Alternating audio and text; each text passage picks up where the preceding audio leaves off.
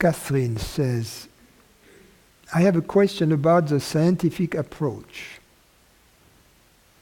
I find that there is a certain beauty to it on many levels. There is first a quasi-miracle that some logical reasoning followed by mathematical formulation can stand on its own. And then there is the second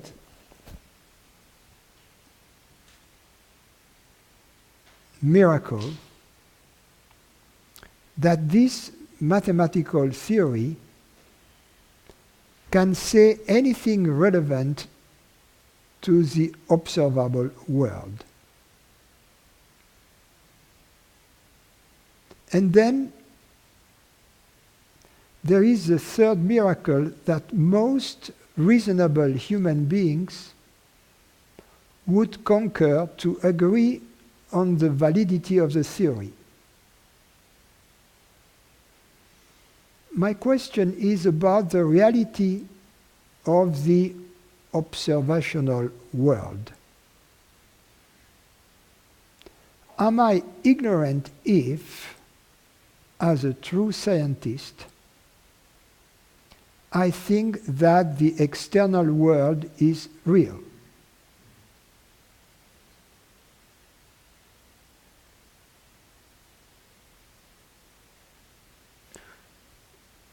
To think that the external world is real doesn't make you a true scientist. It makes you a member of the church of the reality of the external world.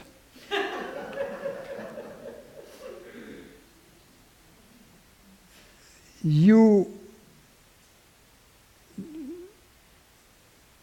by thinking this way, you went beyond the boundaries of science into the realm of philosophy, and you chose one option, a leap of faith, in fact, a leap of belief. So,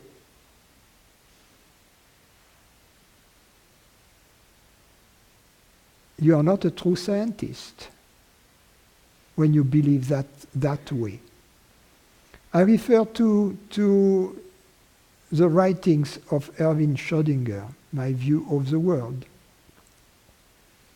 in which he is very explicit about this.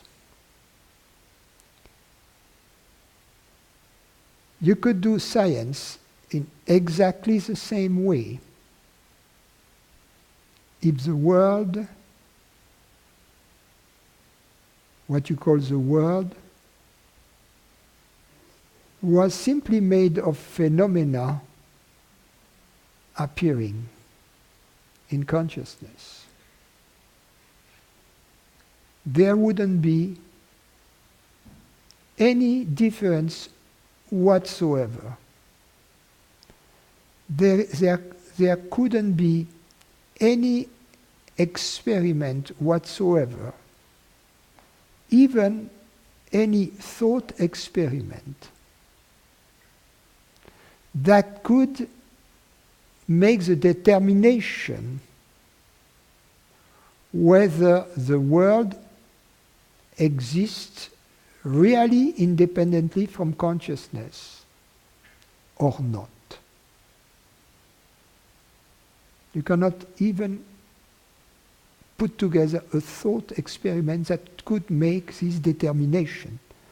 Therefore, if you cannot put together a thought experiment that could make the determination of the reality of the external world, how can you claim that making this choice you are a true scientist.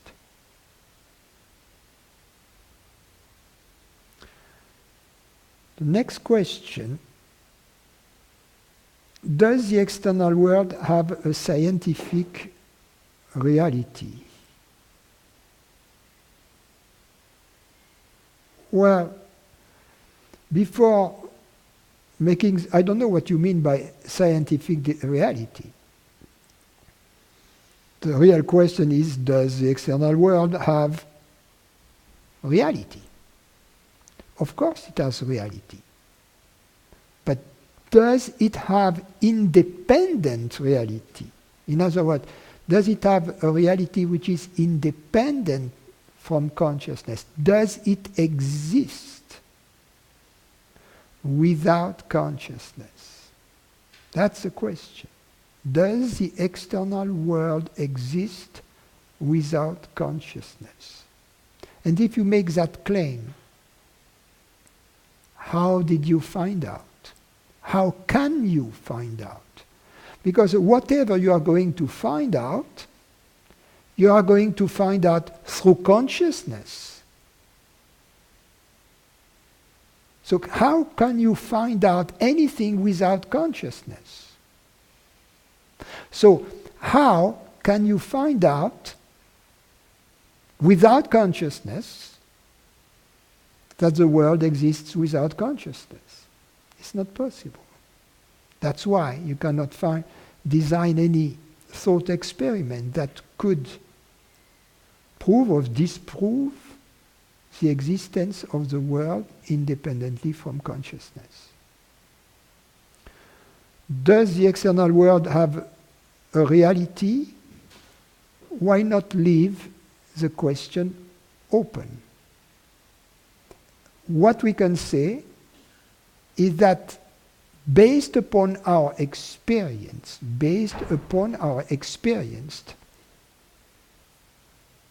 we have no reason to believe that the world exists without consciousness. Why? Because we never experience the world without consciousness. So we cannot, if we make the claim that the world exists without consciousness, this claim is an inference, this claim is a hypothesis, but this claim is certainly not an experiential fact. Then she adds, my understanding is that what is unreal is the identification with this world, but as a show, it has a certain reality.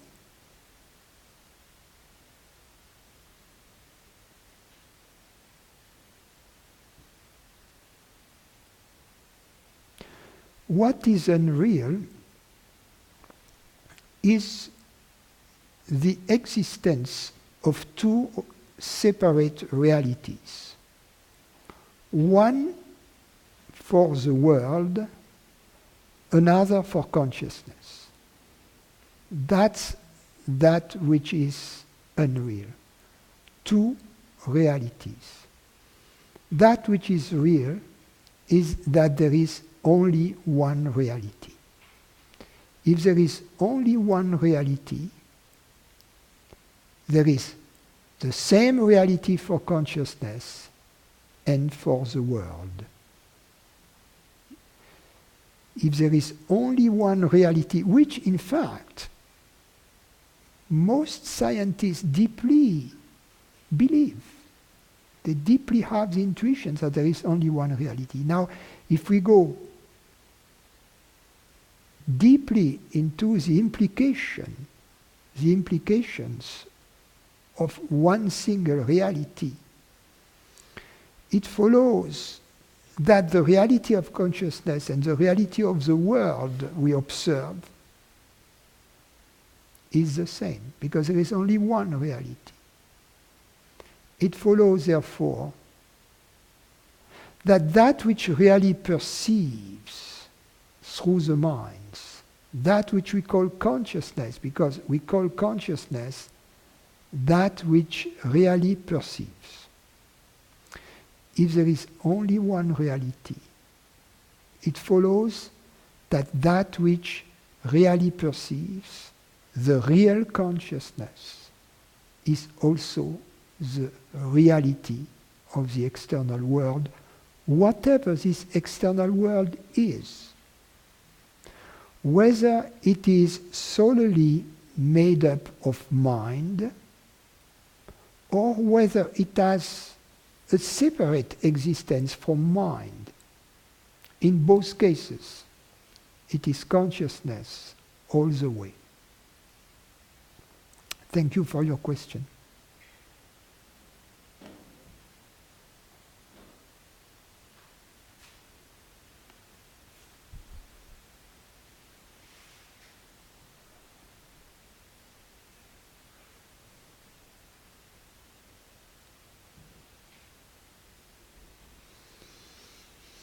Magdi says, someone asked me about the tree having an external reality, since when he comes back a year later, the same tree is here.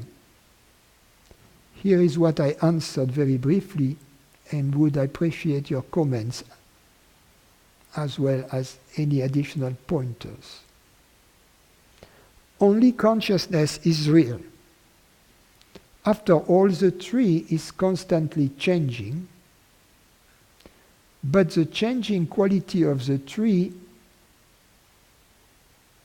is not perceived by a mind that is locked in the physicality belief, locked in the belief of external reality. Just have a look at the tree using an electronic microscope, and your belief in physical reality will have some serious doubts. It is the reality of consciousness that shines onto the tree, like the sun shines onto the moon. Thought says the tree is the same tree, but thought is not knowing, since it is known by you consciousness as a perceived subtle form. Consciousness is ever fresh and not in time.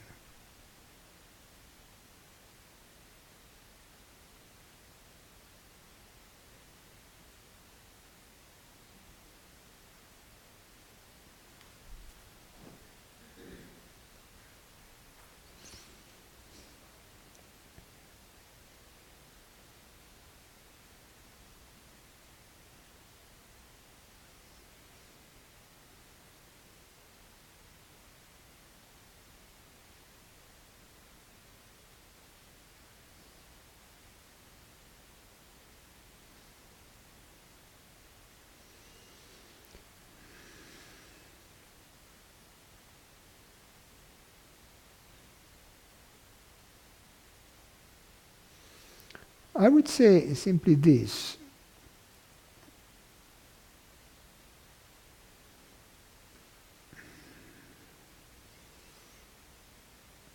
When we make the claim that the tree has an external reality,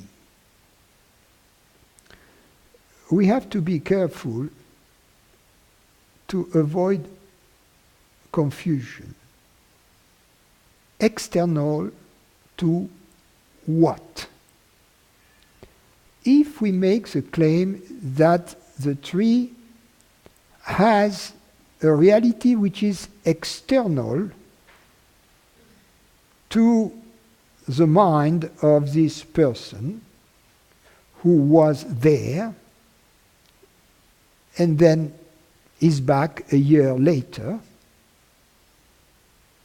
I think that this external reality has some validity, because the squirrel on the tree, the tree also appears in their mind, while this person was away in New York City. So the tree, although external to the mind of this person during his absence, was present in the mind of the squirrel. But when the squirrel has something else in mind, such as a female squirrel,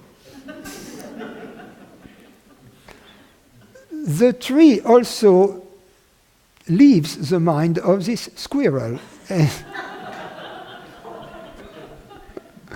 and is not present.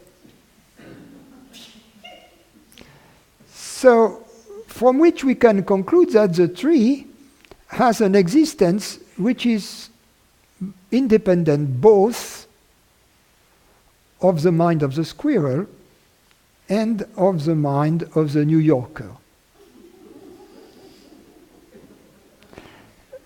We could continue and expand this independence of the tree to the minds of all living beings, the beetles, etc. So we could agree that the tree has an existence independent from all minds, at least. That there seems to be some supporting evidence to that end. However, and that's the point, this independence of the tree from all minds doesn't imply its independence from consciousness. And that's the point. That's where the confusion arises. As long as we identify consciousness with mind and we see that we believe that there are many consciousnesses, then this external reality question, the absence of external reality of the tree, seems to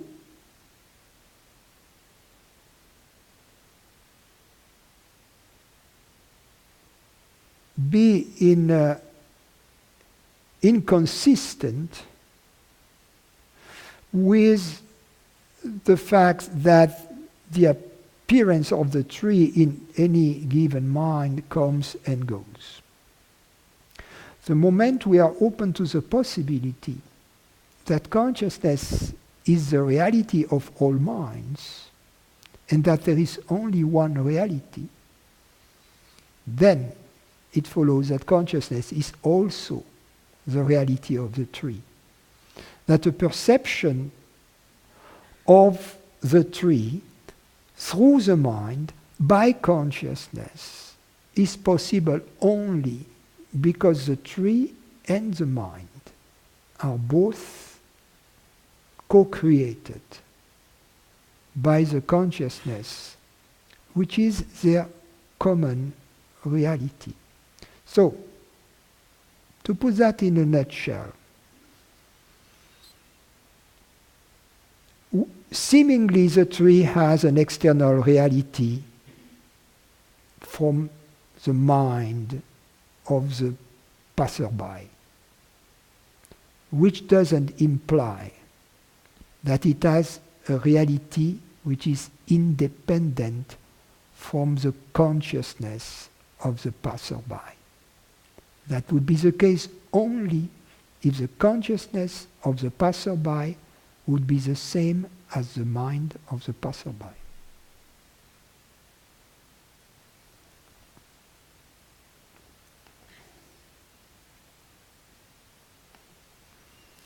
Rick,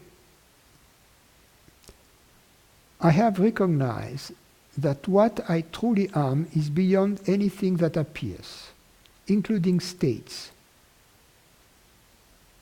which includes the state of consciousness or I am. Since recognizing this, there seems to be a sort of benevolent indifference to the concerns of the waking state, which now appears benign and not a problem.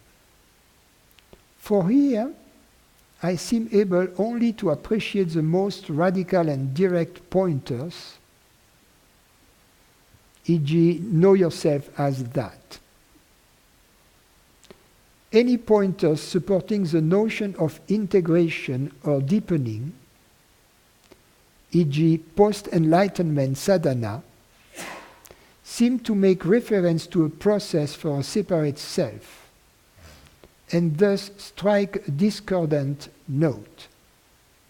They resonated in the past, but now I feel a confusion and disconnect when I hear them. This feels particularly uncomfortable when I hear them from teachers that I trust and love, such as yourself and Rupert.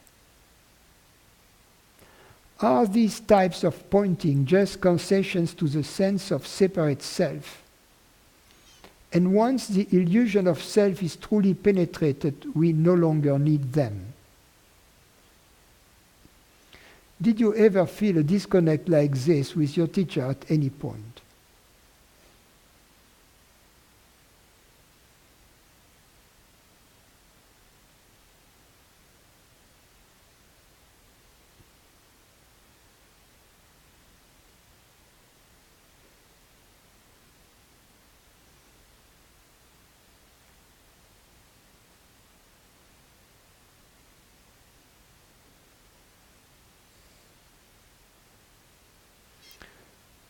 Well, dear Rick, let's put it this way.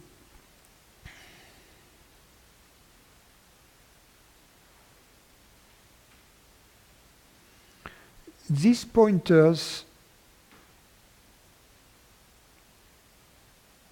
are only valid if there is a sense of lack.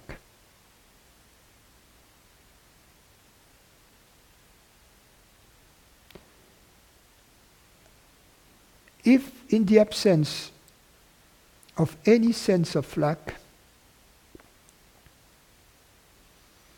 there is no point worrying about these pointers.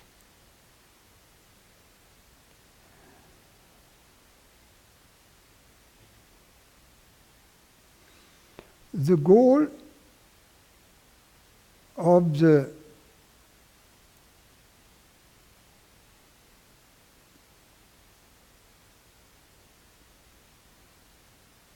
spiritual quest is to be established in peace and happiness.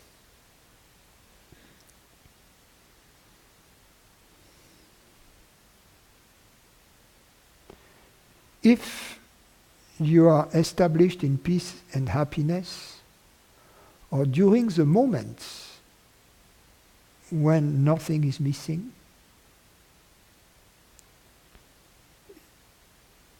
there is no need to refer to these pointers. It is only when there is a residual suffering or sense of lack, in spite of the fact that the truth has been experienced in its fullest clarity, that these pointers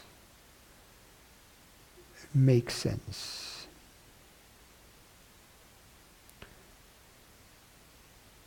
Now, we have to be careful about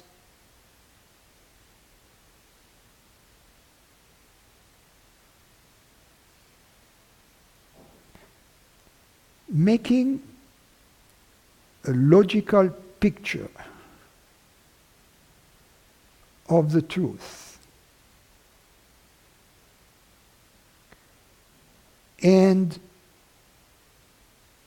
getting aggravated by pointers that seem to not to be consistent with this logical picture of the truth. For the purpose of the pointers is only practical. The goal is not to establish a perfect theory of truth, for the simple reason that a perfect theory of truth doesn't exist. Because the truth is alive, ever-changing, and always the same at the same time. Something can be said, and the next moment, its opposite can be said, and both may come from the truth.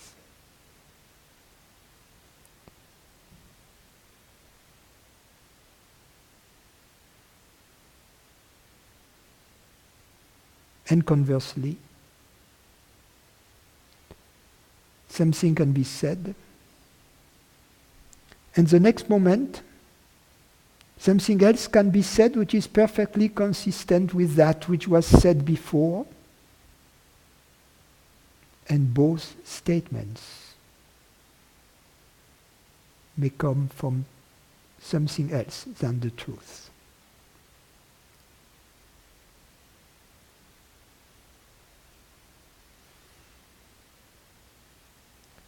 If you are after consistency,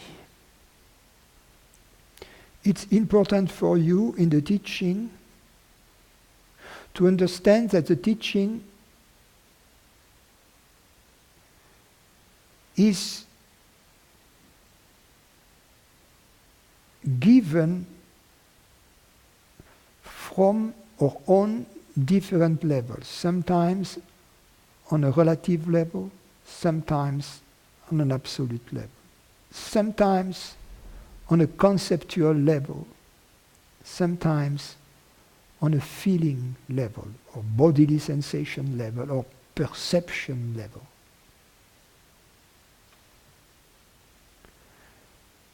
In context, you will find out which level the teaching is made, on which level the teaching is made, and then most of the inconsistencies will vanish.